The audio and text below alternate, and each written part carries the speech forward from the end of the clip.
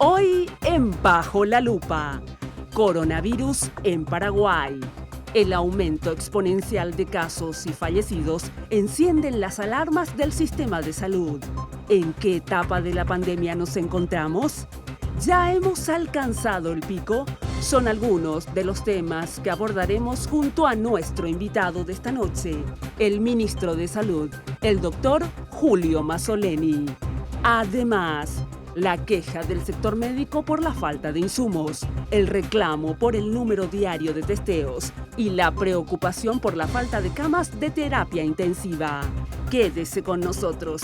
Ya empieza Bajo la Lupa por NPI.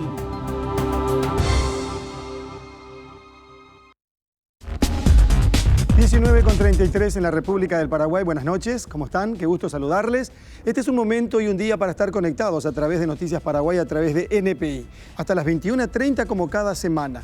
Hola Estela, ¿cómo le va? ¿Cómo anda? Hola Carlos, Andrés, ¿cómo están? Muy buenas noches a la audiencia. Andrés, ¿cómo estás? Bien, Carlos, muy buenas noches. Saludos a Estela, a los televidentes, mi respeto. Viene esta noche a Bajo la Lupa el ministro de Salud, el doctor Julio Mazzoleni. Y a propósito de esto que tiene que ver con esta pandemia, ustedes saben que el primer caso se confirma el 7 de marzo de este año y tenemos algunos números para poner bajo la lupa a continuación y para desarrollar un poquitito más tarde con el propio ministro de Salud. La cantidad de personas fallecidas. Miren los casos, 9.381 confirmados, 3.413 activos, 5.841 recuperados y la cantidad de fallecidos hasta anoche, 127. Y ustedes van a tener a continuación, mes a mes, en el mes de marzo, 3 fallecidos. En abril, 7 fallecidos.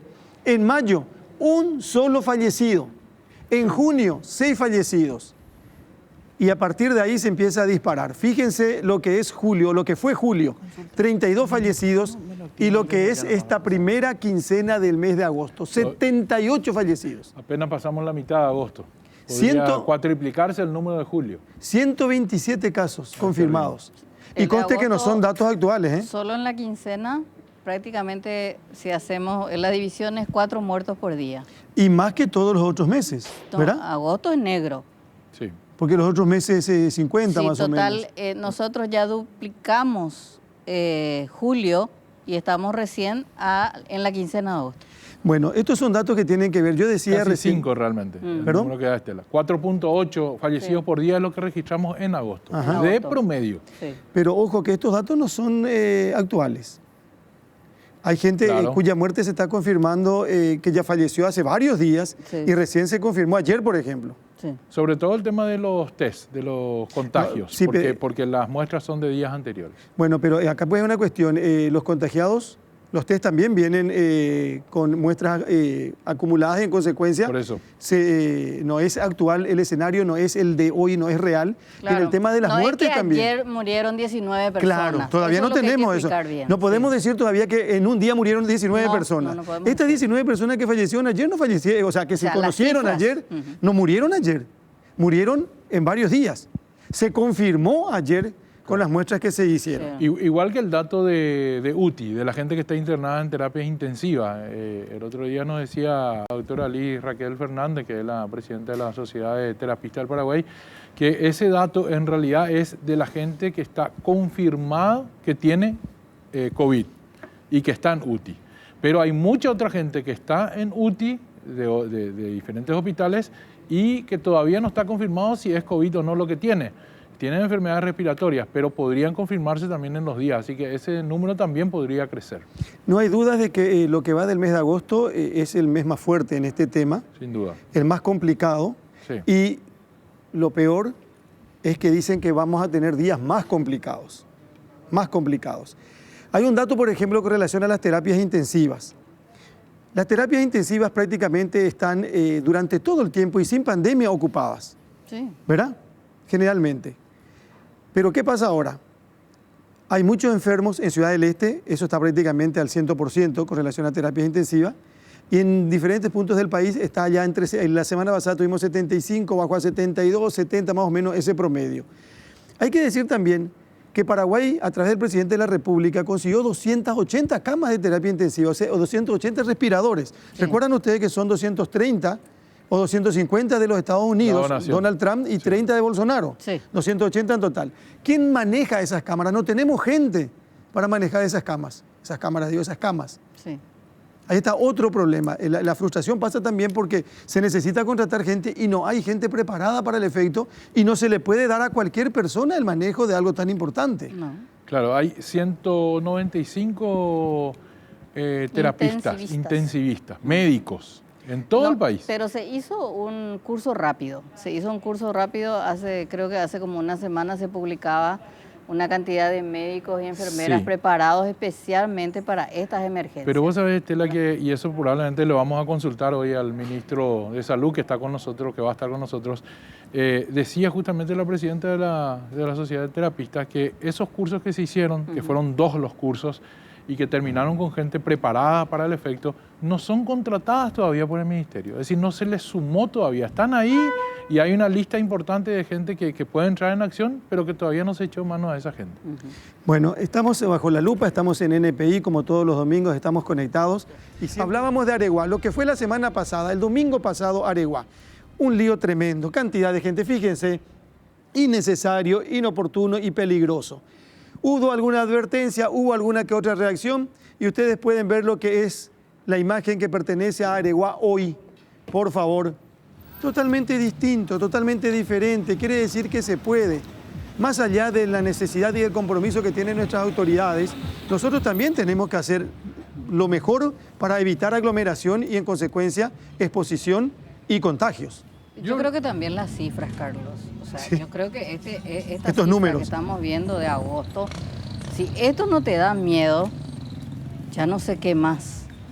O sea que yo hablé con mucha gente en la semana que estuvo en Areguá y estuvo en San Bernardino y toda la gente coincidía en decir, fuimos a pasar un buen rato y nos sorprendió la gente que había y mucha gente se dio la vuelta y vino. Yo creo que también pasa un poco por la conciencia que va tomando la gente a fuerza de estos números que habla Estela y que les hace pensar mejor este tipo de decisiones, ¿verdad? Está bien, coincido con Carlos que de repente se envió un mensaje fuerte para evitar esto, pero también está, no quiero restarle mérito a la gente que decide evitar. Bueno, pero yo creo que vamos a coincidir en lo siguiente, son varios elementos. Las Sí, advertencias, claro, los números, claro. el Es la compromiso suma, y la por eso- responsabilidad y exponerle a gente de la familia que tiene más años, pero también Totalmente. todos, el más joven y el adulto está expuesto a que esto pueda ser realmente un drama para la familia. Bueno, ya está el ministro Mazzoleni, ya llegó, va a ubicarse, va a compartir con nosotros y vamos a charlar con él de todo. Se le va a preguntar de todo, Estela Andrés, esta noche al ministro de Salud bajo la lupa. El domingo pasado Andrés fue el que no controló el lavarropas, no tenía Frescar, ahora Andrés compró, viene tranquilo y ahora el problema es Alfredo Boxia. Sí, se tuvo que quedar a Se tuvo lavar que la quedar ropa. porque Alfredo iba a venir, pero recordó que dejó olvidadas las prendas dentro del lavarropas y bueno, ustedes saben que acá estamos 2 horas, pero Estela, Andrés y yo ya sabemos y Alfredo tiene que aprender que uno tiene que contar con la función Fresh Car de Whirlpool, que mantiene las prendas frescas dentro del lavarropas hasta 6 horas después del lavado. Con una combinación de vapor y suaves movimientos del tambor, elegí vos también la innovación de Whirlpool y disfrutá de tus actividades sin preocuparte. Whirlpool, cada detalle cuenta y con el pacto de confianza de NGO. A la hora de tener un 0 kilómetro, ¿quién mejor que vos mismo para armar el plan de pago? Ahora podés hacerlo con Automotor, cuotas desde $90 con service y seguro gratis. Armá el plan de pago de tu próximo Hyundai, Isuzu o Geely y además participás del sorteo de un 0 kilómetro. Para más información ingresá a automotor.com.py o llama al 021-238-6765. Automotor, 50 años acelerando emociones. Ustedes saben y conocen este clásico vermut Cinzano. Se disfruta con la combinación 70-30. Colocá mucho hielo en un vaso, agregá 70% de Cinzano y 30% de soda, cola, lima, limón o pomelo. Vos elegís la combinación. Por último, una rodaja de limón y listo. ¡Salud! Buscá el tuyo en los principales puntos de venta del país. Algunos segundos de sugerencias, algunos minutos. Y el ministro de Salud, el doctor Julio Mazzoleni, bajo la lupa esta noche. El ministro de Salud estuvo con nosotros en el primer programa de Bajo la Lupa. también por supuesto un domingo, un mes y medio atrás más o menos. Hola ministro, gracias por venir de vuelta, buenas noches. Buenas noches, Carlos, Estela, Andrés, a toda la audiencia. Un gusto estar con ustedes, a las órdenes. Están muy ansiosos mis compañeros de preguntar, y hay mucho que preguntar, ministro, porque yo voy a empezar con algo que tiene que ver con la plata. Sí. No con toda la plata. Ya se depositó lo que había comprometido la aseguradora con relación al anticipo y al reaseguro. No, aún no, Carlos. Siguen en plazo. Ellos tienen 15 días, Son días hábiles. Días hábiles, exactamente. Porque el 30 de julio les comunicó a ustedes, ¿verdad? Efectivamente. Y entonces, como bien decís, hay una nota que hace alusión justamente al reconocimiento del siniestro y al compromiso del pago. Así que nosotros esperamos que esta semana se concrete, ¿verdad? Son 25.000 millones de guaraníes. Efectivamente. 8.000 más de lo que se le había anticipado. Es así, tiene que ver también con otra parte de la póliza que hace alusión a la ejecución del contrato, ¿verdad? Y bueno, es aproximadamente ese monto que mencionaste. El 21 de agosto cierran los 15 días hábiles, si uno cuenta desde el 31 de julio. Ah, perfecto. Entonces, 21 de agosto. Yo creo que probablemente que se va a dar esta semana seguro. Son casi 4 millones de dólares, ministro. Sí, efectivamente. Y bueno, es parte de lo que dentro de los plazos y dentro de lo que corresponde administrativamente se está dando. Qué agosto fuerte, ministro. ¿Ustedes esperaban esto? Sí, mira, te decía un poquito fuera de cámaras, Carlos, que a nosotros nos golpea mucho también, ¿verdad? Como a cualquier ciudadano. O sea, no porque uno sea médico o personal de blanco. Yo diría que es incluso peor porque la gente realmente en los hospitales trabajando duramente por enfrentar este desafío enorme, realmente, más allá de lo profesional que puede hacer, realmente golpean un poco los números, ¿verdad? Mire que miramos recién los números de agosto, son 70 y pico, solo agosto, 15 días, ¿verdad? Sí, efectivamente. Y van proporcionalmente, o sea, reflejan los habituales porcentajes que se dan de casos internados, casos que van a terapia y de fallecidos.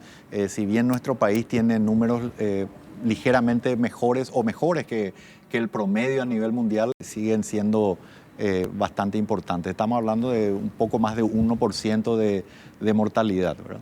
Si bien los casos confirmados de muerte, ministro, se dan en gran número en Ciudad del Este, en el Alto Paraná, da la impresión de que los casos, no sé si disminuyeron, pero por lo menos parece que se estancaron o no están así. ¿En dónde? En Alto Paraná. En Alto Paraná. Bueno, no, yo creo que lamentablemente esta semana hemos notado un aumento. Es más, eso fue lo que nos ha llevado a extender una semana más la fase esta, que es una fase un poco híbrida, por así decirlo. Y además hay que reconocer también que el impacto de estas medidas de cuarentena es muy dependiente de la severidad que se imprima a ellas, ¿verdad? En otras palabras, cuanto más dura la cuarentena, más efectiva es. Todos conocemos el enorme costo que tiene, ¿verdad?, desde el punto de vista económico y personal. A veces cuando uno ve estos números, veíamos recién Areguá lo que fue la semana pasada y lo que fue hoy, Estela me decía, mira que los números pueden ser también determinantes para que la gente tome una decisión y de quedarse un poco en casa. Así es. Pero yo entiendo, y yo siempre digo que el doctor Sequeira tiene que contar la realidad, tiene que decir la verdad. Sí. A mucha gente no le gusta, pero él tiene la obligación, yo entiendo que él tiene la obligación y ustedes tienen la obligación de decirnos, este es el panorama, pero hay un brazo muy importante que es el brazo económico, ministro. Correcto. Por eso la pregunta siempre se hace, ¿es posible que con estos números uno tenga que volver a una cuarentena total? ¿O eso ya ni se analiza en el ámbito del gobierno? Yo creo que solamente hay 3 cosas que podemos hacer contra el virus, ¿verdad? Una de ellas es precisamente las cuarentenas, ¿verdad? La otra es lo que estamos haciendo, que es la detección de casos, el rastreo y el aislamiento. Y lo último es lo que está en manos de todos nosotros como ciudadanos, que son las medidas de distanciamiento físico y de higiene. No hay más por el momento, solamente esas 3 cosas se pueden hacer. Entonces, el planteamiento de las cuarentenas así muy estrictas tiene un costo muy alto, pero se pueden hacer de manera intermitente, ¿verdad? Hay un ejemplo que se puede ver ahora. La situación en Foz de Iguazú, que estaba muy complicada, mejoró sustancialmente después de un cierre total de 2 semanas. Obviamente tiene el costo que acabamos de mencionar, pero da la pauta de que a veces son medidas que podemos usar de manera intermitente. Ahora, la situación económica y estas medidas no son sostenibles. Y cuando empezamos esta pandemia, tampoco teníamos muchas opciones y no conocíamos tanto al virus. Entonces, hoy hay herramientas más sofisticadas que son las que tanto estamos pregonando de distanciamiento físico y de higiene. Pero una cuarentena fuerte, total, no. Bueno, siempre tiene una connotación que requiere miradas muy distintas, no solamente las de salud. O sea, si fuera solo de salud la decisión y si uno no tiene en cuenta el aspecto económico, y además el aspecto económico otra vez tiene repercusiones sanitarias en el mediano y largo plazo, es una complicación enorme. No sé si recuerdan el día viernes, estaba mostrándoles yo 4 curvas que se presentan cuando uno tiene una epidemia. Tenés el pico de tu pandemia propiamente, después tenés las urgencias que no son COVID, que sufren para ser atendidas, tenés las consecuencias a mediano y largo plazo de otras enfermedades que no tienen un buen seguimiento, y después tenés otra vez el complejo problema de salud mental que se da en la gente. Entonces, es complicado. Ahora, yo creo que como sociedad, ojalá podamos mantenernos alejados de esas medidas, pero no quisiera descartarlas porque a veces el virus por su propio peso nos puede determinar algunas cosas. Ya voy a preguntar, Estela y Andrés, un ratito. Digo nomás, si Alto Paraná con 800.000 habitantes, creo que tiene en total Alto Paraná, ¿verdad? Y todo el departamento, total, sí. todo el departamento, Sí, porque Ciudad del Este tiene el 500.000 50% de la población, más. 800. Asunción y Central puede ser peor. Ciertamente. De hecho, cualquier zona con densidad poblacional alta para nosotros es una amenaza, ¿verdad? Efectivamente, eso se está verificando en el terreno, ¿verdad? Son las 3 zonas que están en este momento con una mayor tasa, muy por encima del promedio país, ¿verdad? 86% entre Alto Paraná, Central y Asunción. Efectivamente. Del total, 86% esos tres Así esas tres mismo, regiones. Andrés. Y ha estado orillando el 90% en determinados momentos de la epidemia, ¿verdad? Es así mismo. Nos preocupa justamente Ministro, por las condiciones. Perdón, Estela, ¿sabes que no te voy a dejar hablar, parece, Estela, hoy? Porque acabo de recibir el informe. ¿Ya está el informe? Ya está el informe. Bueno. 11 fallecidos, ministro. Se confirman 11 fallecidos esta noche. Sí. Fíjense que completamos una semana con 7, 4, 7, llegamos a 19 ayer. Sí. 11 fallecidos, ministro. 89 solo agosto. Solo agosto, y 127 más 11, Andrés, 138 fallecidos ya en Paraguay. Así es. Esto está confirmado, ministro, porque Sí. se tomaron casi 3.000 pruebas. Sí, poco Se analizaron, menos, digo. poco menos de 3.000 pruebas y efectivamente, sí. Te decía también fuera de cámara, Carlos, que esto corresponde muchas veces a un periodo aproximado de unas 72 horas.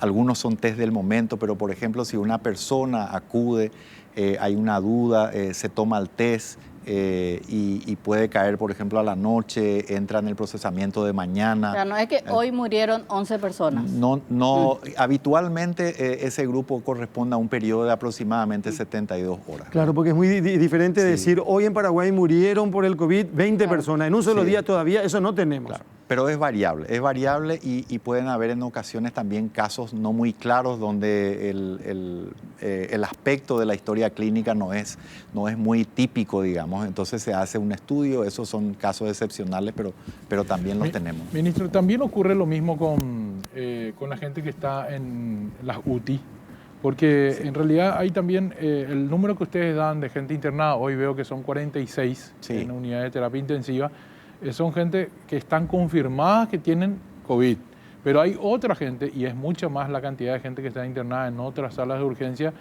o de terapias intensivas, digo bien, cuyos estudios se están haciendo, que presentan ciertos cuadros y que podrían también ser confirmadas. Correcto. Muchas veces llega gente en un estado tan crítico que de la urgencia van directo a la terapia, ¿verdad?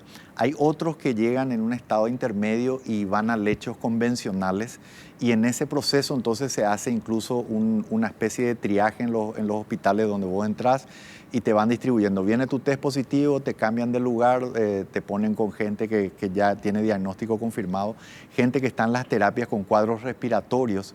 Tenemos muchísimos cuadros respiratorios en las terapias, no todos son COVID y algunos están en proceso de confirmación como señalaba, ¿no? Ministro, un poco con estas cifras que vamos viendo, sobre todo agosto, estamos yendo aparentemente al ojo de la tormenta, ¿verdad?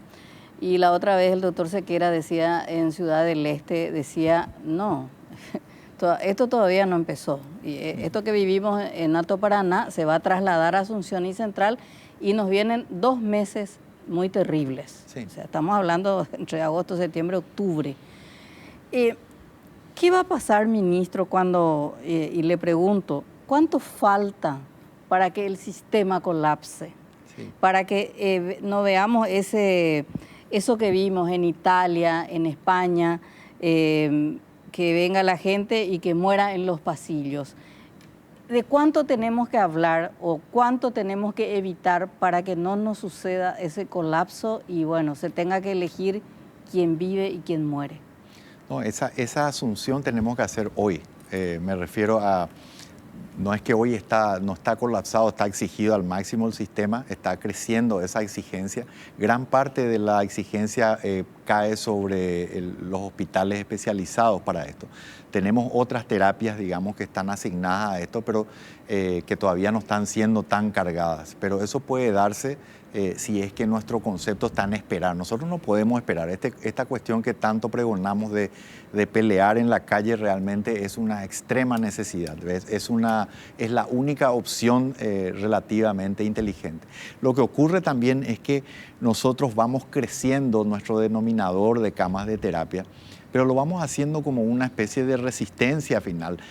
Pero no hay forma de que con ningún número de camas de terapia podamos hacer frente y evitar la saturación del sistema. Pero en ese sentido, para hablar de cifras, diríamos, ¿cuántos tienen que enfermarse con requerimiento de UTI para que el sistema colapse? Es decir, ¿cuántos tenemos terapia intensiva en Paraguay? Sí, 480. Bueno, ahora tenemos 479 camas en total. Ajá. En el Ministerio de Salud Pública. De esas más o menos tenemos poco menos de 200 que están asignadas a estos cuadros respiratorios y estamos incluso dotando de más camas de terapia. O sea, estamos comprando todavía más equipos de terapia.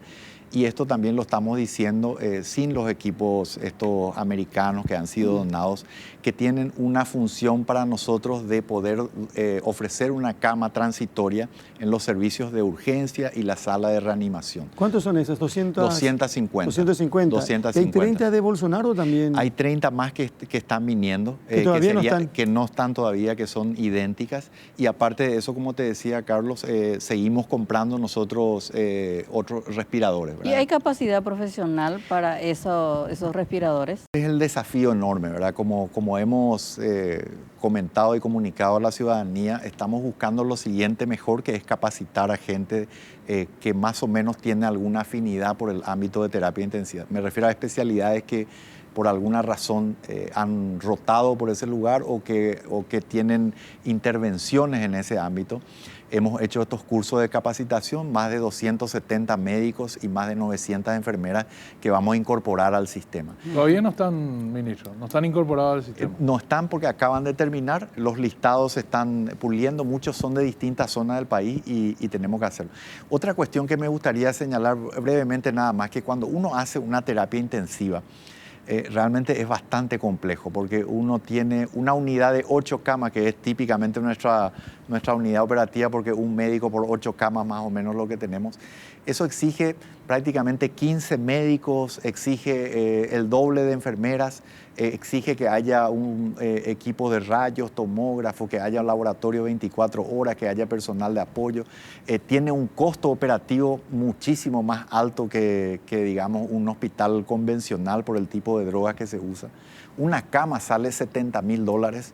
El precio unitario de un paciente internado por día es más o menos de 15 millones de guaraníes en promedio. O sea, esa inversión es realmente muy importante y los recursos humanos han sido el principal obstáculo que nos han impedido, históricamente, poder cerrar esa brecha, ¿verdad? Pero ahora hay, doctor, dos cursos, digamos, de capacitación para gente a las cuales se les preparó para esta emergencia. pero todavía no están asignados. ¿Por qué no se los asignó todavía? Simplemente porque hay un proceso burocrático, digamos, desde que se les otorga la certificación de este curso que hicieron, en cuanto me pasan la lista depurada a mí, y ahí se hace desde recursos humanos un trabajo para poder distribuir estos recursos humanos, ¿verdad? Doctor, me dicen desde Pedro Juan Caballero, un televidente que nos está viendo, que allí en realidad no se hacen los test. Dice, si tenés algún síntoma gripal o respiratorio, te catalogan ya como COVID. Y si querés confirmar, tenés que pagar un laboratorio privado. Sí. Bueno, los test de varias zonas del país se procesan en los laboratorios que están habilitados. Recordemos que cuando empezó la epidemia teníamos un solo laboratorio, digamos, certificado. Eso fue creciendo con el tiempo.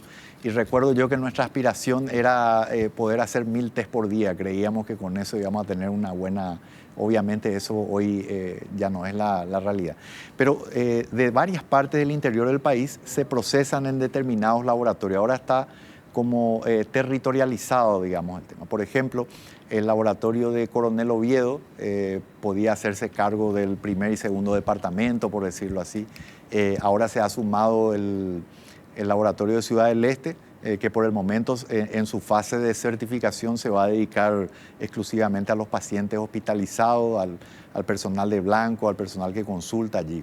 Pero están distribuidos en todas partes, o sea, realmente no hace falta tener un laboratorio en cada zona. Aparte ahí tenemos la misma dificultad de las terapias, el personal especializado, ¿verdad? Y no es una cuestión de equipo simplemente. ¿Qué probabilidad existe, ministro, que esos números que se dieron al inicio de la pandemia, marzo, abril, 2 contagiados, 4 contagiados, las muestras eran de 28, 30, 40, no hayan sido las que hoy tenemos porque se hacían pocas pruebas y hoy se hacen 3.000 pruebas y salen 500 contagiados? ¿Qué probabilidad existe? Entiendo la pregunta y es muy válida. Te diría que ninguna, Andrés, y te voy a argumentar.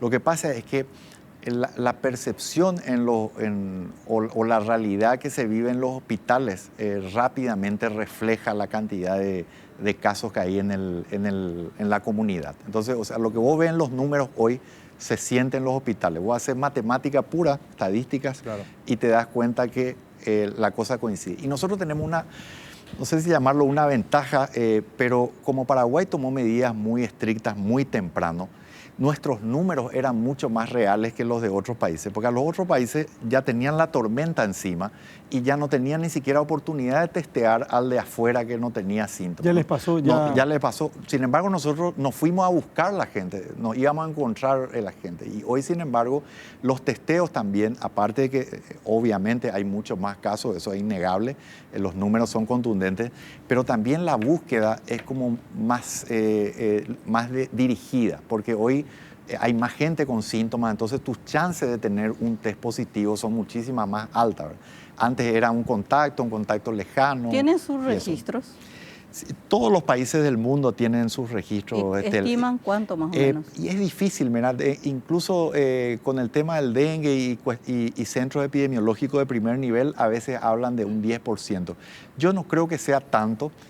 Aunque esa brecha puede ampliarse ahora por el número de casos.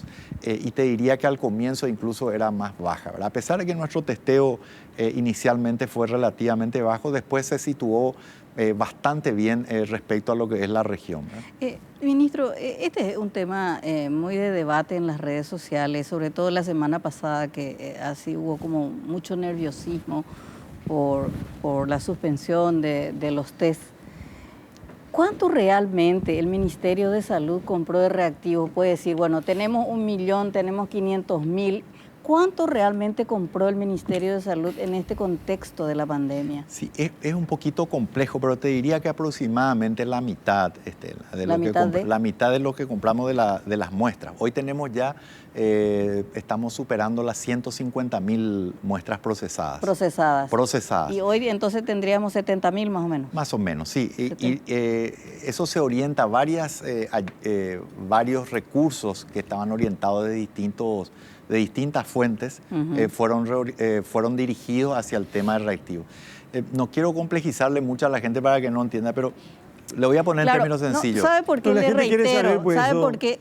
Usted dijo, hay 3 claves más o menos para luchar hoy contra esta pandemia. Hablaba de la cuarentena en sus diferentes modalidades, detección, Sí. para lo cual necesitamos hacer test, Sí. y obviamente las medidas sociales que podemos tomar.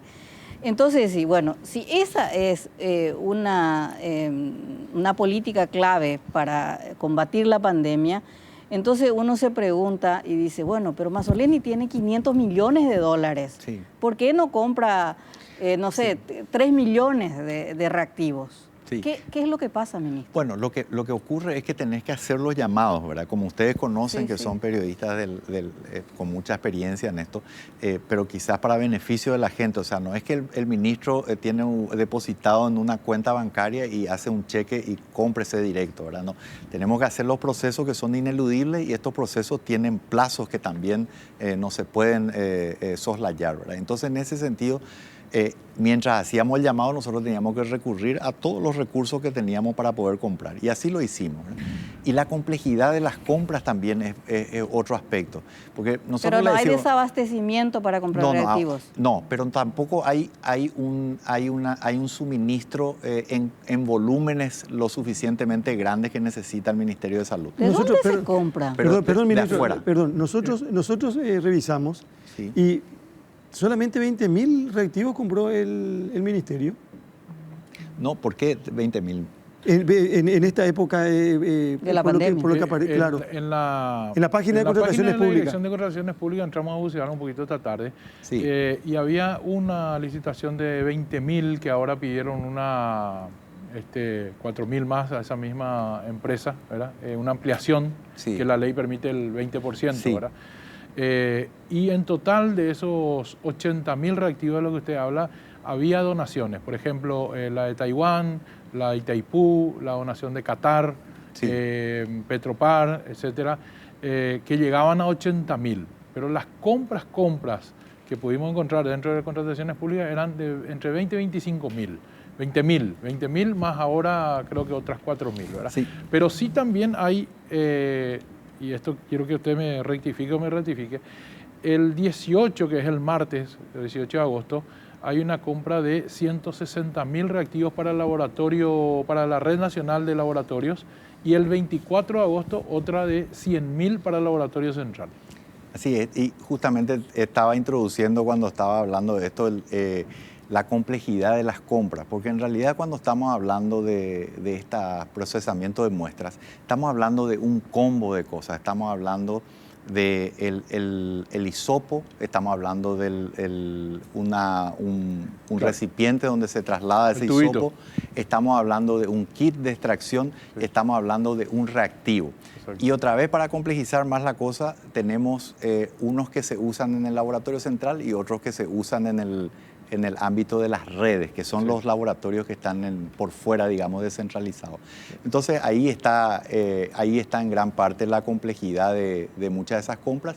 Tenemos un llamado que ha sido adjudicado, que ya tiene un contrato firmado por 250.000 muestras, o que vos hiciste mención.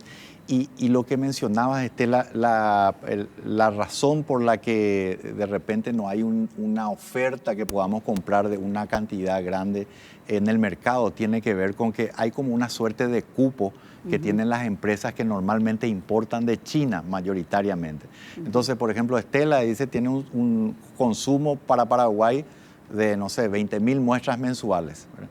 Y ahora vos le pedís 200.000 a tu proveedor chino y él no te va a dar, tenés que hacerlo sobre la base de un concurso que ganaste, de una licitación, y eso complejiza un poco el escenario y la planificación de las empresas. ¿Sabe lo que pasa? Yo entiendo, y ustedes saben mejor que nadie, porque nosotros miramos y decimos, ¿cómo vamos a tener el escenario real, Sí. el actualizado, si no se toman las muestras y las muestras? Porque la propia doctora Carolina Aquino nos decía el otro día que tenían 4 o 5.000 muestras acumuladas porque se dio el tema de los contagiados en Cierto, el laboratorio Cierto. central, en Senaxa se fue la doctora Russo Sí. Mando, que tenía un sistema que permitía Sí. aparentemente agilizar todas las Pero muestras. que ya no se puede hacer hoy, por ejemplo. Sí. ¿Por qué?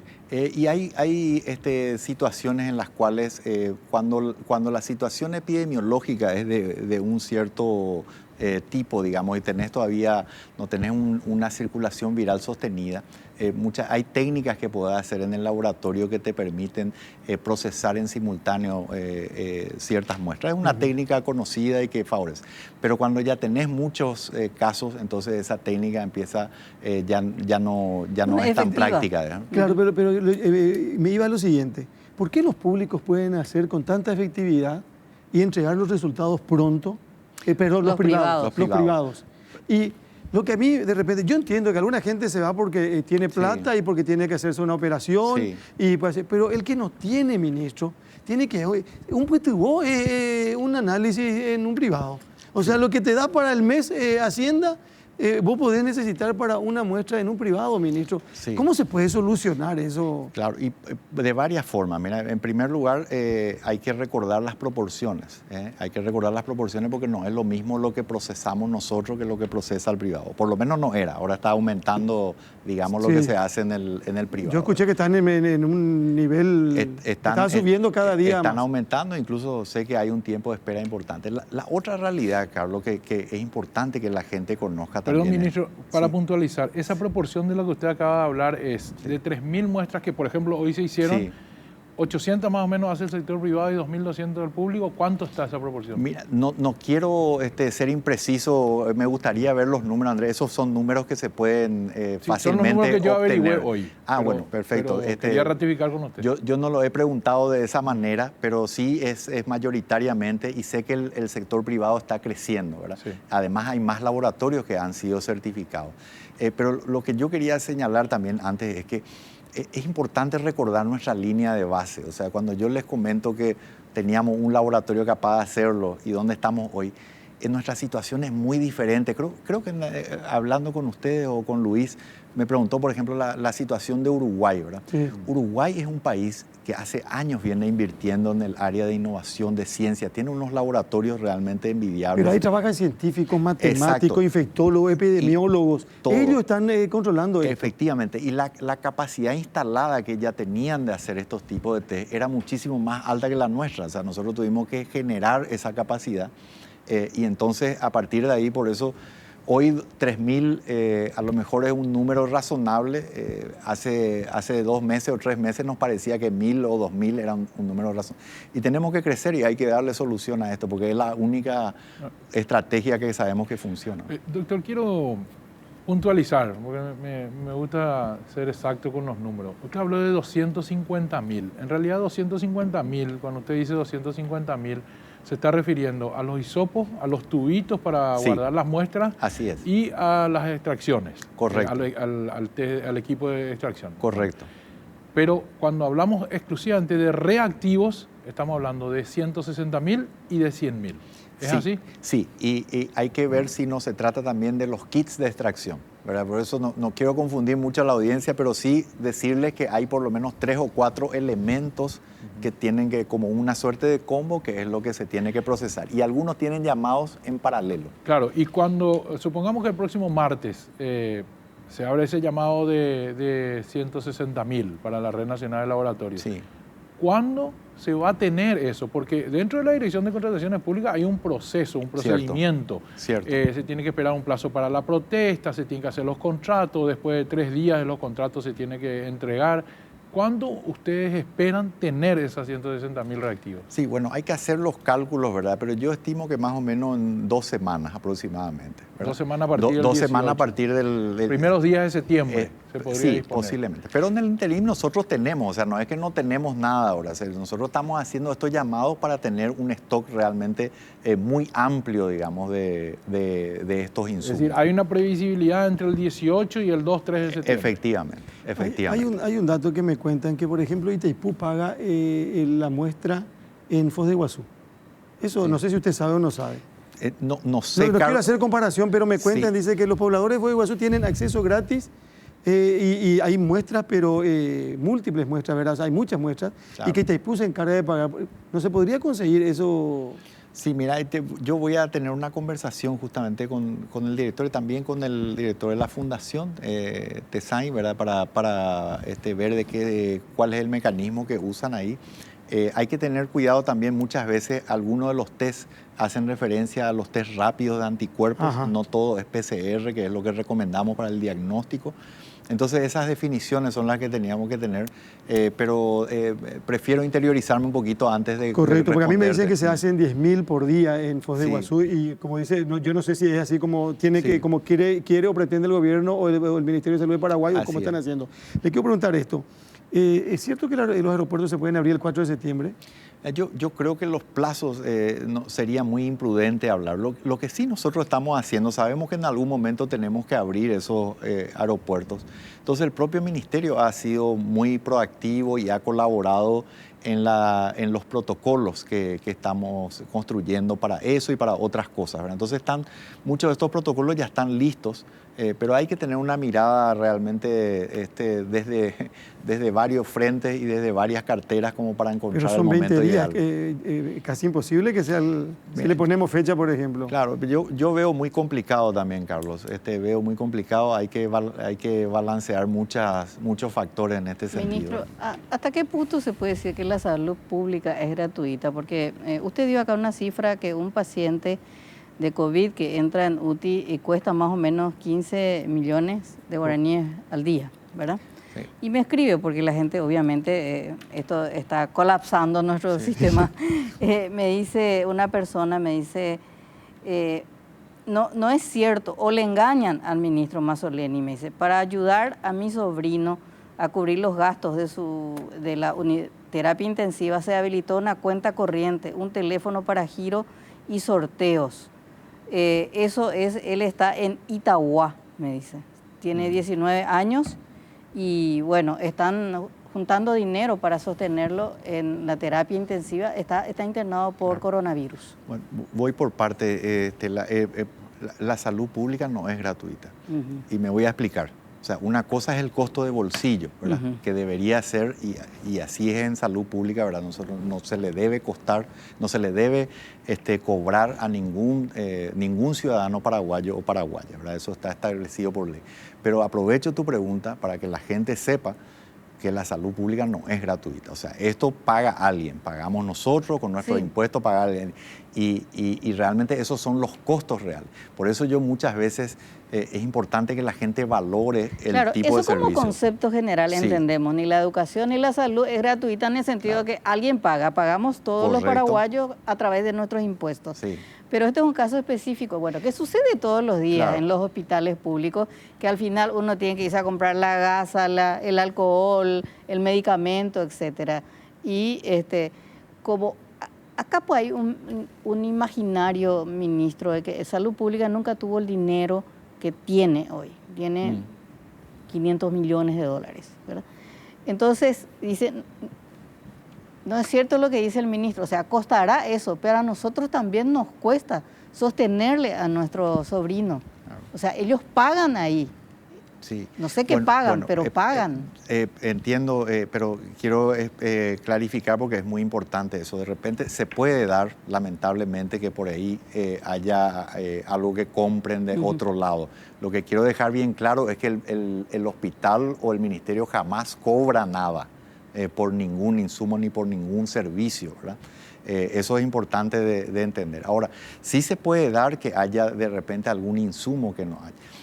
Y muchas veces esos insumos, si bien puede ser que haya algún problema de que algún proceso de compra por algún motivo, por ejemplo, esté protestado, está caído, entonces no se puede, pero hemos tenido muchísimas empresas también que han argumentado fuerza mayor porque no pudieron proveerse de la materia prima para poder entregarnos drogas con contratos abiertos.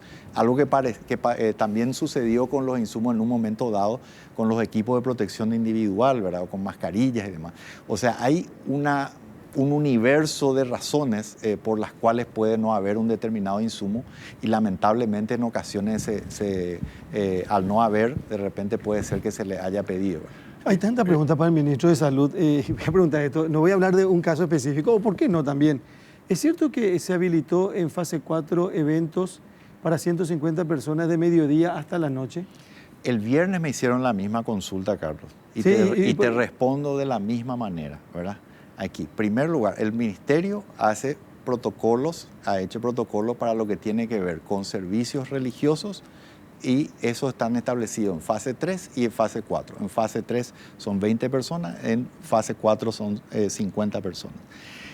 Los eventos sociales no están habilitados en fase 3. En fase 3. En fase 3. Ningún tipo de evento. Ningún tipo de evento social. En fase 4 sí. En fase 4 sí, hasta 20 personas.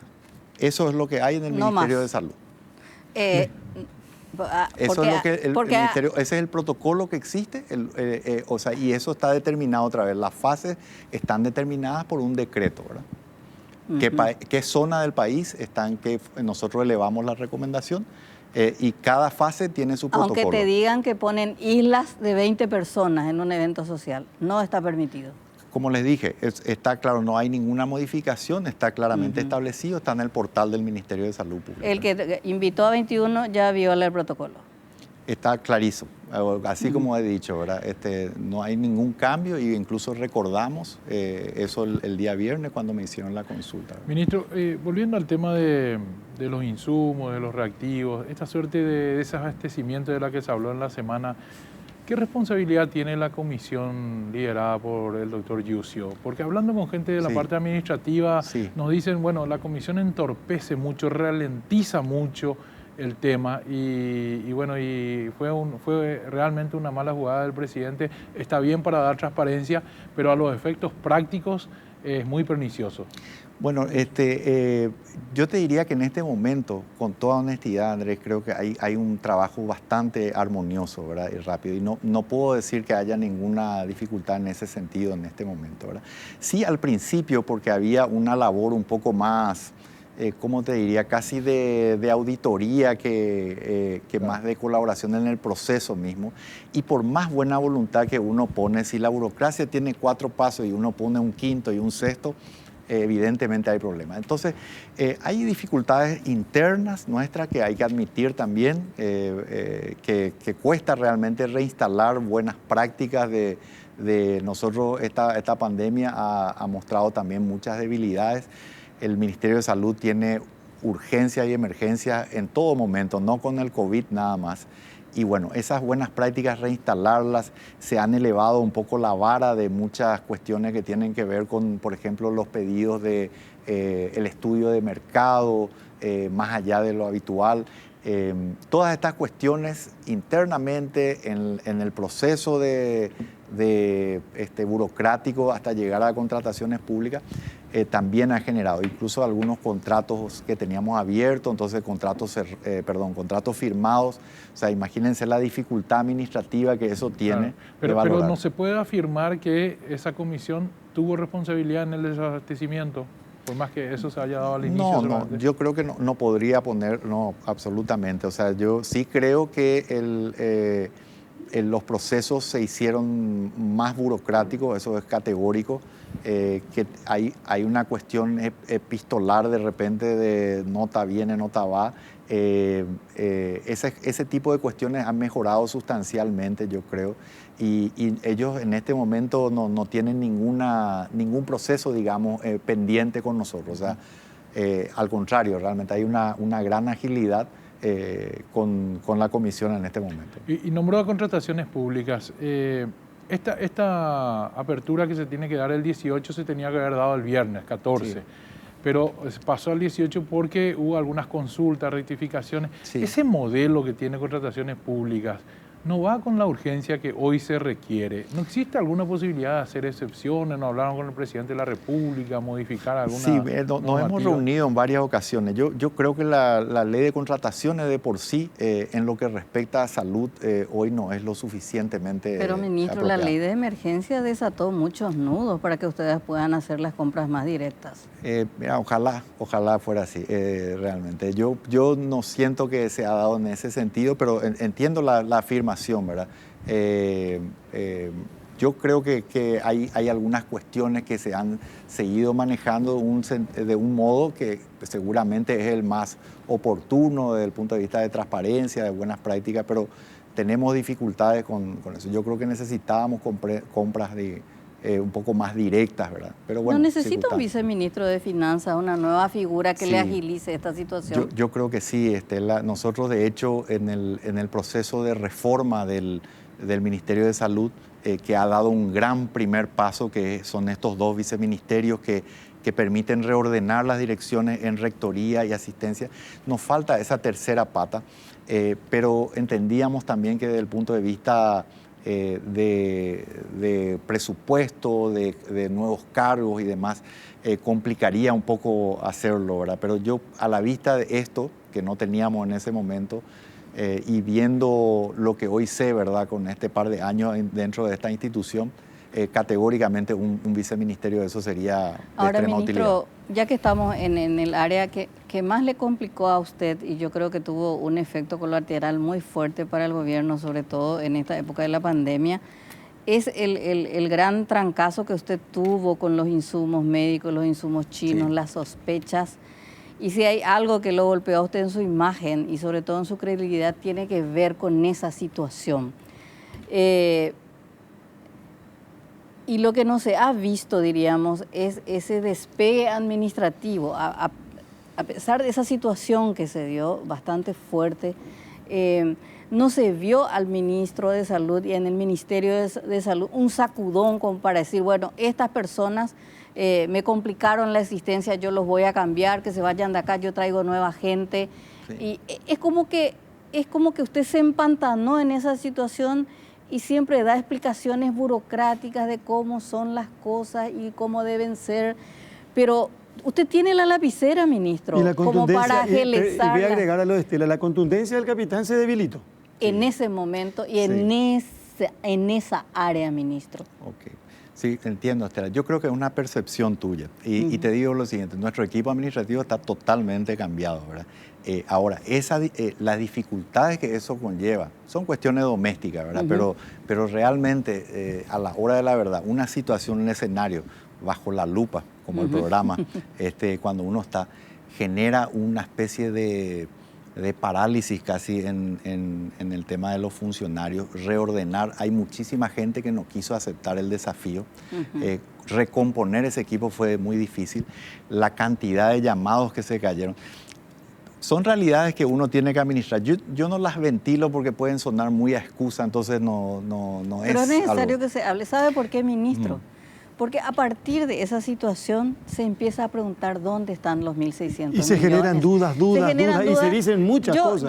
La persona que hace esa pregunta, y sobre todo cuando son políticos, me molesta porque está clarito y está bien distribuido y se muestra dónde están los 1.600 millones. Entre ellos 600 millones de dólares que fue para pago a funcionarios públicos, por ejemplo, y en otras áreas. Pero se empieza a generar esa desconfianza y a mí me da la sensación de que se quiso paliar esa situación con una aspirina cuando se necesitaba ahí una cirugía mayor y se tenía que mostrar como mayor contundencia. No le hablo como ministro de Salud, sino como ese ministro político, el gestor político de ese cargo. Sí, entiendo, Estela, tu punto. Mira, son decisiones difíciles que uno siempre tiene que tomar. Uno a veces se apega, del mismo modo yo podría argumentarte en sentido contrario, de que a veces hacer lo que uno tiene que hacer supone tomar decisiones que pueden ser impopulares, que pueden ser poco rentables mediáticamente. Y bueno, yo sentí en ese momento que eso era lo valiente y lo correcto de hacer. Obviamente uno comete errores en este administrador, hay que admitir, hay que tener autocrítica. Seguramente hay muchas cuestiones que por la celeridad que queríamos imprimirle a los procesos y la distorsión del mercado, hemos cometido errores. Se han desnudado también muchas malas prácticas que son arrastradas de épocas, de muchas épocas. Y yo dudo realmente que es muy difícil que cualquier organismo del Estado, con un escrutinio como el que tuvimos nosotros, como el que tenemos en una situación global que vivimos ahora, realmente no saque a luz este tipo de... Y cambiar esto tiene su tiempo y nos ha costado mucho. ¿Usted cree que hubo ahí esa crisis, esa mini crisis que se generó en el Ministerio de Salud? Hubo manos negras, desde manos políticas, de quizás intereses empresariales que vieron que un grupo ganó y el otro no ganó. Si usted tuviera que decir, más allá de la crisis de insumos, ¿hubo una operación política, ministro, para hacerlo tambalear? Mira, yo no puedo asegurarte eso, Estela. Lo que yo sí puedo decirte es que si uno analiza desapasionadamente, más allá de los errores que nosotros podamos admitir, y te fijas, el ministerio hace usa los filtros administrativos y los filtros funcionan, ¿verdad? Mejor o peor, pero funcionan. El ministerio en ningún momento, tanto es así que ahora estamos con un siniestro aceptado y estamos a punto de recuperar la póliza. Creo que prueba de eso es justamente que se hicieron todos los pasos correspondientes. Evidentemente a nadie escapa que hay confrontaciones de tipo empresarial, que hay cuestiones políticas que se pueden dar ganancias. Así que yo no puedo descartar ninguna de esas situaciones. Y sí siento que en alguna ocasión, más allá de nuestros errores que podamos haber tenido, creo que hay un fuego cruzado, ¿verdad? Político y económico, del cual el ministerio también fue víctima. ¿Cómo se siente cuando la gente dice Mazzoleni robó todo ese dinero de salud pública? Y le digo así como, sí, claro, como se escucha. Yo sé que es a lo mejor sí, mucha irresponsabilidad también. claro. La gente es muy fácil para hablar, Sí. Y a nadie pues pide documentos ni argumentos, Sí. sino que dice, pero supongo que le afecta, ministro. Por supuesto, le afecta más que nada por la familia que uno tiene detrás y la familia que a lo mejor no entiende muchas de estas cuestiones, ¿verdad? A mí personalmente, realmente, como siempre le digo, no es una forma o una muletilla. Yo realmente el día que yo no le pueda mirar de frente a cualquier ciudadano o ciudadana paraguaya, ese día voy a irme a mi casa, ¿verdad? Pero ese día no ha llegado. Muy por el contrario, yo sigo muy fortalecido porque sé que se ha hecho mucho y también aquellas cosas que no se han hecho o que se han hecho mal, para mí son como un estímulo, ¿verdad? Porque yo soy una persona cortés, pero soy muy tenaz, Carlos, y en ese sentido siento como un desafío. Acá dice que este equipo administrativo que está hoy en el ministerio, Sí. ¿quién eligió? Yo. Porque me dicen que es muy lento y que no le ayuda. Bueno, ocurre que recomponer, digamos, confianzas, estilos de trabajo, ese tipo de cosas es complejo.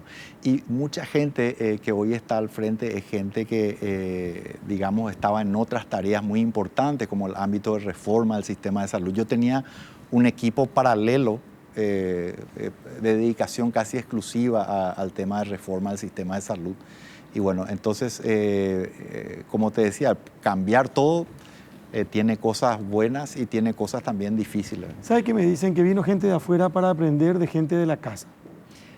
Ojalá fuera así. Yo y que a lo mejor la gente de la casa no tiene la posibilidad que tiene esa gente de afuera. Eso es lo que me dice el ministro. Sí, bueno, yo te diría que, vuelvo a decirte, hubo mucha gente a la cual le ofrecimos el desafío y que no quiso tomarlo, ¿verdad? Y bueno, entonces uno empieza a buscar lo que tiene, lo mejor que puede y recomponer eso. Nosotros sabemos de la gran calidad de los funcionarios del Ministerio de Salud.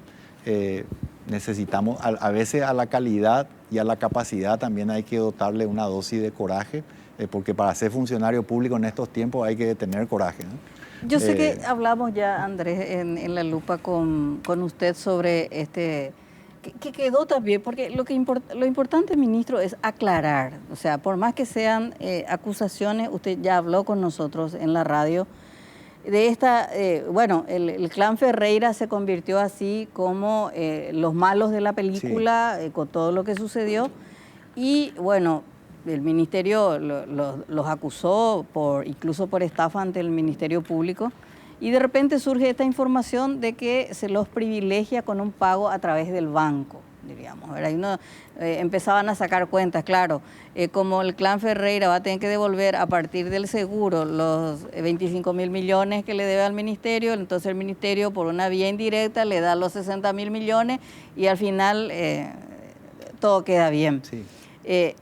Hubo un privilegio al clan Ferreira porque otras proveedoras dicen que pidieron lo mismo, incluso con anterioridad, pero que se le benefició primero al clan Ferreira en esta operación. Dijeron, en otras palabras, se le benefició a los niños malos de la fila. Sí, algo así. Sí. ¿Cómo es eso, ministro? Ninguna posibilidad, cero.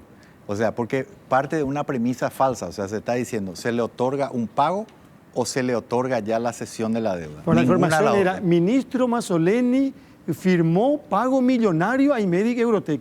Esa fue la información. Sí, Y Andrés, yo tengo que darle la razón a Andrés. Andrés discutió esa mañana con nosotros y dijo, no hubo pago, hubo sesión, Sí. que es muy distinto. No, ni siquiera hubo sesión, Carlos. Ese es lo que es mi punto. O sea, Ni no sesión. solamente no se pagó, tampoco hubo sesión. Pero la resolución Del decía... ministerio- No, del ¿qué dice la ministerio- sesión de qué? No, el ministerio lo que no se dio. La empresa sí le cedió al banco. O sea, Pero el es- ministerio- Pero el no se dio. ministerio, ¿qué hizo? ¿Autorizó esa sesión? No, autoriza la cesión de deuda.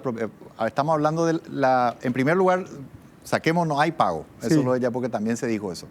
La cesión de deuda todavía no se hizo porque nosotros estamos en pleno proceso de certificar la deuda. ¿Cómo vamos a hacer una cesión de Lo que algo decía no el se artículo certificó? primero de esa resolución. Exactamente. Entonces, lo que se le otorga, digamos, es la posibilidad de que si ustedes tres son acreedores del Ministerio de Salud Pública y se quieren sentar a la mesa para discutir de la cesión de deuda futura en un calendario que todavía tiene que establecerse, que no está establecido, en un monto que tiene que establecerse, que todavía no está establecido, lo que ahí solicitan es una autorización de que en vez de Andrés Riquelme se siente Juan Pueblo o otra persona.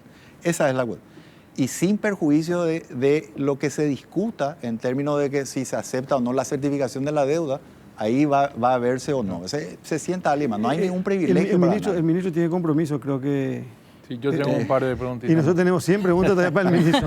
Pero no, quiero aprovechar nomás esto. Vamos a repetir, por favor, los números de esta noche, porque es muy importante para que el ministro nos diga dónde estamos hoy, cuál es la situación. Y tiene que ver, reiteramos, 11 personas fallecidas. Eso está plenamente confirmado, el informe lo dice así. Así es. Fíjense, llegamos en agosto solamente a 89 fallecidos. Así es. Solo en 16 días de agosto, 89 fallecidos. Y aquí tenemos los datos. Andrés, por favor. Sí, a ver, enseguida va... Ahí tenés. Ahora sí, procesamos 2.965 muestras, 410 positivos, 406 casos comunitarios y 4 del exterior, todos aislados.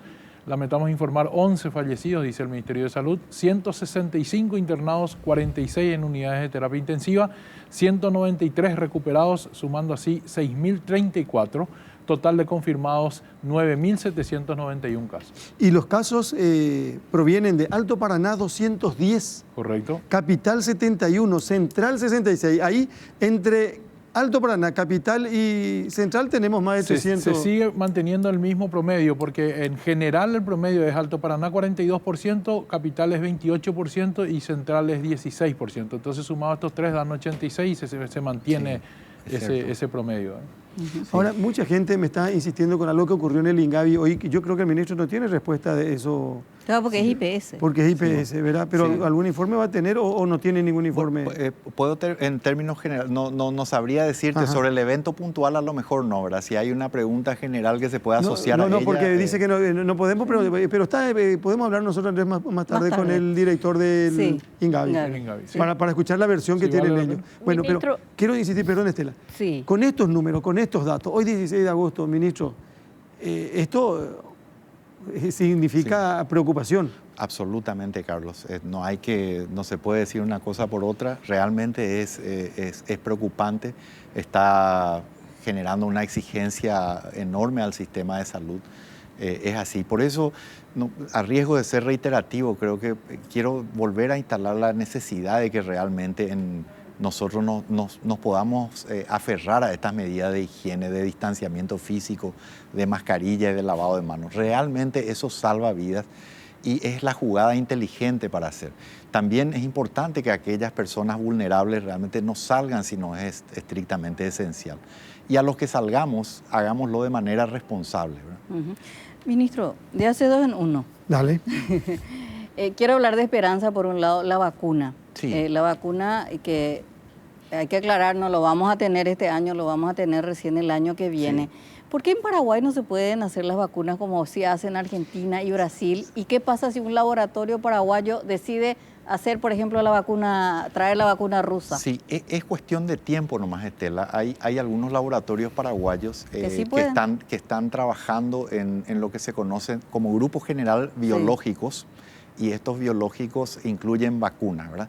Así que es simplemente un periodo de fase que tiene que avanzar y que a lo mejor en una situación como esta incluso nosotros podemos plantear alguna flexibilización, ¿verdad? En ese sentido. Es una posibilidad. Ahora, países como Argentina, Brasil llevan años generando vacunas con centros muy prestigiosos y empresas privadas que producen vacunas. Entonces es más fácil de producir. Ayer nosotros tuvimos un contacto con el director de un laboratorio de Buenos Aires, de la Argentina, y cuando habla se genera mucha esperanza, pero no es hoy ni mañana, y mientras tanto nosotros tenemos que saber que tenemos que seguir con las mismas indicaciones y con la misma responsabilidad. Lo que pasa, y siempre insistimos nosotros, Estela, Andrés, desde los medios, el espacio donde estamos, independientemente de lo que haya pasado con el dinero, que se pone en duda, que se hizo mal o que se hizo bien, es una cuestión que uno no puede olvidar ni no puede permanecer indiferente. Pero el compromiso está en cuidarnos todos los días y todos. Sí. Eso tenemos que saber categóricamente. Ayer se cumplieron 2 años del gobierno. Y si hay una palabra que en cierta forma define al presidente de la República por la forma de gobernar, es debilidad, ministro. ¿Cómo usted le ve al presidente en estos 2 años? Yo tengo, tengo la oportunidad de un contacto directo con él, ¿verdad? Yo creo que él tiene un estilo de liderazgo muy democrático, de respaldo. Es firme cuando hay que ser firme y también respalda mucho a su gente, deja mucho trabajar. Yo puedo hablar por mi relacionamiento y por lo que veo más o menos, pero en particular con nosotros, yo creo que, ¿por qué no nos atenemos a los hechos, verdad? El Paraguay fue el primero en tomar las medidas restrictivas que se dieron en toda la región, en todas, antes que ningún otro país. Y lo hicimos con 2 casos. Y lo hizo en base a un pedido técnico, digamos. Yo creo que eso exige muchísimo coraje. Entonces me parece que hablar de debilidad, desde mi percepción, por lo menos no se ajusta a la realidad, de lo que yo vivo y lo que yo siento. Ministro, me preocupa un temita que estuvimos mirando hoy, el tema del 18, que me parece lo más relevante últimamente por el momento que estamos viviendo, esa licitación del 18. Es para la Red Nacional de Laboratorios, donde está Ciudad del Este, está Coronel Oviedo, está Encarnación, San Lorenzo y Barrio Obrero. Son 5 hospitales. Sí. En la licitación... IMT también está, y hay unos cuantos más, sí. Y se van a sumar otros. Sí. Y en la licitación habla de los 160.000 reactivos, pero también de equipos para los laboratorios que tienen que entrar en comodato. Y le da 20 días a la empresa para que instale esos equipos. Sí. ¿Qué pasa en esos 20 días? Igual el ministerio o esos hospitales van a atender, van a trabajar en esos 20 días o tienen que esperar esos 20 días que se equipe. Sí, bueno, va a variar. Seguramente se va a hacer de una manera escalonada. También se trabaja sobre la licitación, va a hacerse sobre base de lotes. Entonces, de esa manera vamos a poder... Va a suponer un problema práctico, logístico, pero ya se está abordando eso. Si tiene que definir hoy nuestra situación como país, desde el punto de vista de salud, ministro, ¿cómo define? Bueno, yo creo que es preocupante. Estamos en una etapa que a lo mejor los números absolutos, sobre todo si uno los compara, puede no parecer preocupantes. Pero yo siempre soy de la teoría y le transmito eso a todo nuestro equipo, de que nosotros tenemos que pensar en Paraguay, ¿verdad? Paraguay es nuestra realidad. Entonces, los números son preocupantes realmente y creo que tenemos que usar todas las estrategias que están disponibles. Las 3 que hablé antes, ¿verdad? Ojalá que nos haga falta la necesidad de plantear una cuarentena y si se diera que fuera el menor tiempo posible. Pero en el interín podemos hacer lo demás y lo demás tiene impacto real. ¿Y qué tiene que pasar para que se plantee una cuarentena? Y bueno, el propio peso de la epidemia nos va a obligar a todo, ¿verdad? Las fábricas no van a poder trabajar porque sus empleados están enfermos, los negocios cierran, hay una serie de elementos, los hospitales están con más personas de las que podamos incluso recepcionar. O sea, ese tipo de cosas es lo que tenemos que tratar de evitar, ¿verdad? Todo lo posible. ¿Cuánto gastó ya de los 500 millones? ¿Cuánto salud gastó? Bueno, tenemos más o menos llamados por 160 millones de dólares. Ajá. 160 millones de dólares, que están en distintas etapas, ¿verdad? O sea, de los 500 le sobra todavía... Así es. Mucha plata. Sí, y estamos planteando también una modificación de la ley sugiriendo, ¿verdad?, para que pueda ser pasada al siguiente ejercicio fiscal también. Porque le van a comer la plata, ministro, Bueno, y eso no tiene que pasar. Esa es la lucha, sí. Usted dijo que no es un cobarde, por eso no se va. Sí, así es, Carlos. Así es. Imagínate en este momento que la cuestión está más difícil y complicada, ¿verdad?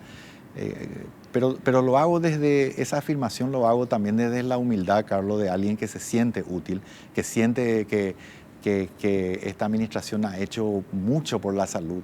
Algunas cuestiones son un poquito más glamorosas que otras, por eso, y tienen más mediatización que otras. Pero en general, hoy no hubo tiempo para hablar de lo que hicimos en estos 2 años, pero todo lo que se hizo en el área de atención primaria de salud, lo que se hizo con los hospitales que están con tecnología, lo que se hizo con la Red Nacional de Laboratorios, lo que se hizo los concursos para poder cerrar la brecha de las construcciones de unidades de salud familiar. O sea, una serie nosotros tenemos bien claro cuáles son los 3 pilares donde abordar, y ese modelo preventivo y de promoción lo queremos instalar. Ministro, para cortar con el tema de las protestas, ¿puede aclarar una vez más quiénes van a cobrar el plus? ¿La gratificación? Ah, sí, bueno, la gratificación, o sea, el Ministerio de Salud ya pagó la gratificación a personal de blanco, personal de apoyo, ¿verdad? Sé que hay un cambio en la ley con media sanción en la Cámara de Diputados, que está viendo también lo que tiene que ver con el sector administrativo. Hay otros subsistemas de salud, IPS, Hospital de Clínica, además, que todavía no han abonado. Y bueno, o sea, eso es lo que falta, pero el Ministerio de Salud ya ha pagado a todo el personal de blanco y el personal de apoyo. Si hay algunos funcionarios que creen que se ha incurrido en un error, hay caminos institucionales para poder revertir eso. La Dirección de Recursos Humanos está esperando eso y está lista para poder hacerlo. Sí, eso es lo que tiene que agilizar, ministro, porque los médicos, las enfermeras, los administrativos, están trabajando el doble y el triple. Claro. Me parece que ahí hay que como, parece que empujarle más al sector administrativo, ¿verdad? Sí, es complicado. Ahora, en este caso, lo que nosotros planteamos fue un sistema que tiene que ver en base al nivel de exposición, digamos, y bueno, ese criterio es el que también llevó un poco de tiempo de depurar las listas, porque lamentablemente a veces hay casos en donde también tenemos gente que no está a la altura de las circunstancias. Entonces eso también tiene su trabajo, que tiene que ser muy minucioso y detallado. En algún momento estamos cerrando, que priorizar la salud de la gente a la cuestión administrativa. Me dicen que sí, que en algún momento tuvo que ser valiente y priorizar la salud de la gente en un caso específico. Mira, hay varias veces, Andrés, lo que pasa es que a veces cuesta un poco disociar el médico del administrador, ¿verdad? Y creo que nunca hay que perder tampoco esa esencia del médico cuando uno ve esto. Porque al final del día, digamos, si uno se queda solamente en la parte burocrática, administrativa, las urgencias son complejas. A nosotros nos obligan a tomar a veces ciertos riesgos. Al límite estamos muchas veces con la cuestión normativa. Y sí, creo que dentro de lo posible y dentro de lo que me permita todo el margen de la ley, obviamente sí, vamos a seguir tomando esos riesgos. ¿Qué le impactó más de esta pandemia? Realmente cuesta mucho ver el desgaste. Me toca mucho el desgaste de nuestra gente, ¿verdad? Del personal de blanco, las familias. Hay muchos factores realmente, la fatiga que hay. Es realmente muy meritorio, porque acuérdense que nosotros salimos de la epidemia de dengue y entramos en esto. Eso me parece que el compromiso de mucha gente, la mística, siempre yo tengo críticas internas que son naturales, normales, pero cómo esa cohesión a la hora del objetivo mayor se puede dar todavía, incluso de muchos sectores que están y con los cuales yo tengo un diálogo fluido, pues la gente puede no saber eso, pero mucha gente que cuestiona mucho al Ministerio de Salud Pública o a mí personalmente, ¿cómo puedo decirle? Por fuera tiene la grandeza de conversar y apuntar a las soluciones de los problemas que son grandes. Eso yo valoro mucho, así que, y realmente me ha impactado, ¿verdad? 575.000 millones de guaraníes tiene el Ministerio de Salud. que están, exacto, que ya fueron transferidos, digamos. O sea, tiene disponible, que tiene sí, disponible en su cuenta, tiene el Ministerio de Salud. Sí. 575.000 millones de guaraníes Sí. tiene hoy. Sí. Ministro, las limpiadoras no cobraron. Mira, tendrías que darme una precisión de eso, Con respecto a dónde están y en qué... Porque ya se hicieron los pagos, puede haber algún problema particular. Incluso tuvimos retrasos de gente que envió los listados muy tarde, entonces no pudo procesar. Pero en línea general, el personal de apoyo, que incluye limpiadoras, que incluye chofer, que incluye camilleros, todos ellos debieron haber cobrado ya, salvo alguna de estas ¿Qué cuestiones tiene que puntuales. suceder para que usted diga, yo hasta aquí llego, no trabajo más, renuncio? ¿Qué tiene que pasar para que usted tome esa decisión? Bueno, tiene que haber algún tipo de confrontación ética que para mí sea inaceptable. Por un lado, tiene que haber una falta de apoyo de mi familia y obviamente sentir que no haya una confianza o un respaldo, ¿verdad? ¿Del presidente? Del presidente. Para cerrar, ministro, sé que nos entendimos unos minutos más, pero ¿qué le dice hoy a la gente que le está mirando? Porque usted es el ministro de Salud, Sí. y nosotros estamos pendientes de todo lo que se indique y todo lo que se haga. Podemos cuestionar, criticar, hablamos del dengue. Hoy esta mañana estuvimos en un centro oncológico integral, ministro, Sí. pero de primer nivel, que es Revita, que está al lado de la costa. Fuimos a mirar, fuimos a revisar, hicimos el programa esta mañana de ahí. Es un sirio libanés, por ejemplo, instalado en Paraguay. Yo entiendo que mucha gente va a poder acceder y va a dejar de ir al Brasil con ese sanatorio. Mucha gente va a seguir peleando por su medicamento oncológico de todos los meses. O sea que hay muchas...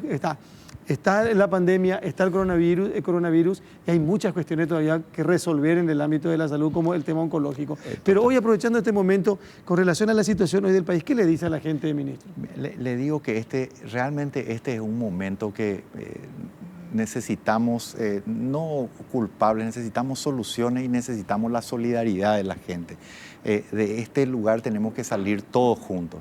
Hace poco la Organización Mundial de la Salud se planteó una cuestión que creo que es válida para nuestro país y que decía que mientras haya un lugar que tenga casos de COVID, la amenaza para todo el mundo, sí. Lo mismo pasa en nuestro país y creo que hay un momento, que habrá un momento después para hacer las valoraciones pertinentes, pero hoy tenemos en nuestras manos la posibilidad de poder mitigar la propagación del virus. Creo que la necesidad de que trabajemos, que estemos aunados como pueblo paraguayo, hoy es absolutamente esencial. Y bueno, ya la historia ha demostrado que el Paraguay siempre ha estado a la altura de esta y tiene un poder de resiliencia realmente incalculable, ¿verdad? Y yo creo que eso se va a dar, ¿verdad? Tenemos que seguir peleando juntos. Mientras pueda mirarle la cara a la gente, va a seguir en la función. Así mismo es, Carlos. Gracias por venir a Bajo la Lupa. Muchas gracias. Muy amable. El ministro de Salud, el doctor Julio Mazzoleni, con nosotros esta noche en NPI, en Noticias Paraguay. La promo 87 de medicina. Les damos un mensaje. Yo me cuido. Vos te cuidás, todos nos cuidamos.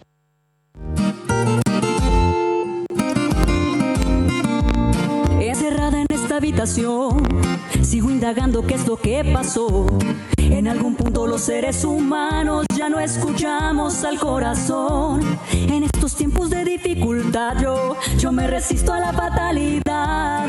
Y aunque dan ganas de salir corriendo, sé que si me quedo pronto pasará.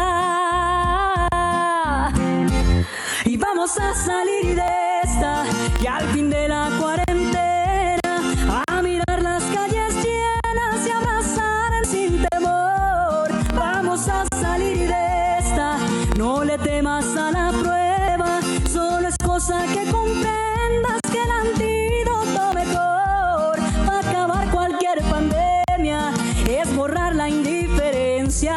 Y vamos a salir de esta y al fin de la cuarentena a mirar las calles llenas y abrazarnos sin temor. Vamos a salir de esta, no le temas a la prueba, solo es cosa que comprendas que el antídoto mejor para acabar cualquier pandemia es borrar la indiferencia y creer un poco más en el amor.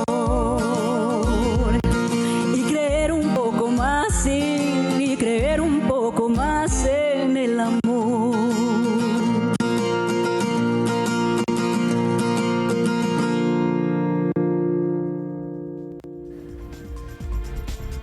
Esto tiene que ver con la promo 87 de la Facultad de Medicina, Ciencias Médicas de la Universidad Nacional de Asunción.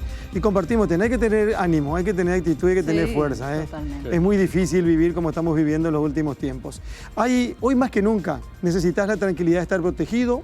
Vos, tu familia, tus bienes, con la corredora de seguros de Bancop, tenés a disposición las pólizas de los mejores seguros del país para que elijas el que más se ajusta a vos. Ingresá a la web de Bancop para enterarte más o llamando al 021-325-5000. Bancop, un banco para todos. Y el futuro es de aquellos que cada día invierten en sus metas, de quienes actúan y toman decisiones seguras. Por eso Fortaleza te invita a conocer sus planes de ahorro para que puedas invertir en un inmueble con alta rentabilidad. Para conocer más, comunicate al teléfono 021-61-4412 o ingresá a fortaleza.inmuebles.com. Fortaleza nos une tu futuro. Bueno, señoras y señores, un gusto realmente compartir con ustedes. Estamos conectados todos los domingos a través de NPI. Estela, muchas gracias. Buenas noches. Buenas noches, Andrés, buenas noches. Hasta mañana temprano. Hasta mañana temprano. A las 5 hacemos la mañana monumental. Chao.